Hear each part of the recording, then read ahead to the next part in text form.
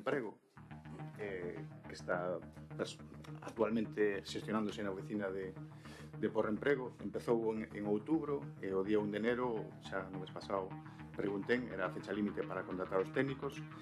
Resulta que a semana pasada salen as bases para a contratación destes dous técnicos de orientación laboral e a pregunta é, a espera de que este proceso se concluya, nos gustaría saber desde outubro quen está levando as tareas deste plan integrado de emprego, xa que non están os dous técnicos. Quedamos 3 meses sin saber realmente quen é o que está dirixindo ese plan integrado de emprego.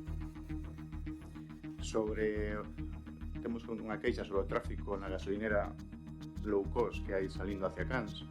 Hai dasa circunstancia de que moitas veces a xente que sobre todo que vende porriño hacia Cans que quere repostar, ten que girar á izquierda, ten que bloquear ese paso. Queríamos saber se se reciben chamadas ou denuncias relacionadas coas colas de coches coa gasolineira ou se existen algún plan para xestionar estas incidencias, como contratar co propietario para facer posibles cambios na ubicación dos depósitos ou construcción de novos accesos que vemos con señalización de sinais de dirección obligatoria, por exemplo, para algúns lados, para solucionar este problema.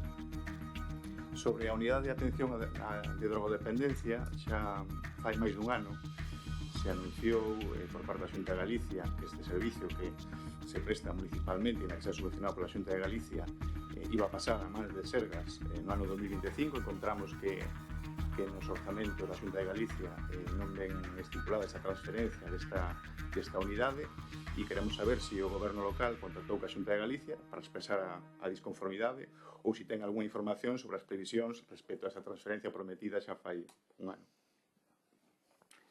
Con respecto ao uso de vehículos municipais, queremos saber se é necesario que os concelleros sin dedicación exclusiva usen vehículos municipais para pernoctar nos seus domicilios e estacionalos en garaxes personais.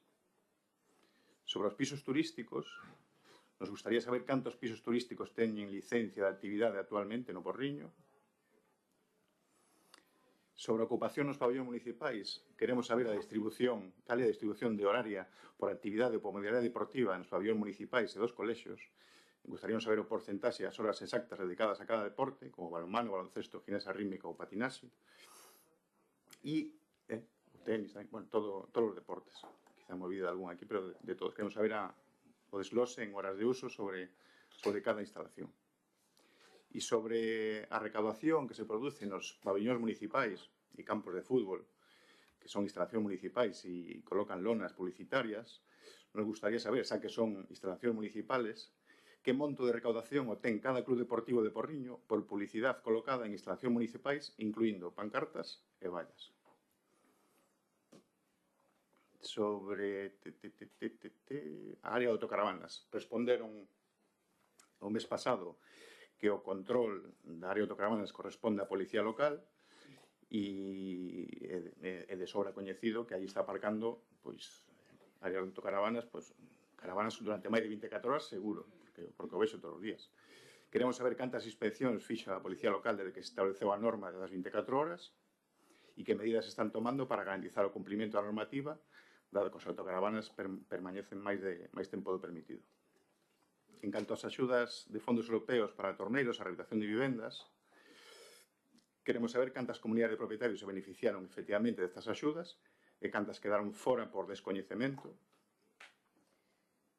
E sobre o interventor e interventora municipal que está pendente de nombrar, me gustaría saber como están esas xestións ou se ten pensado seguir como está ahora. Nada máis.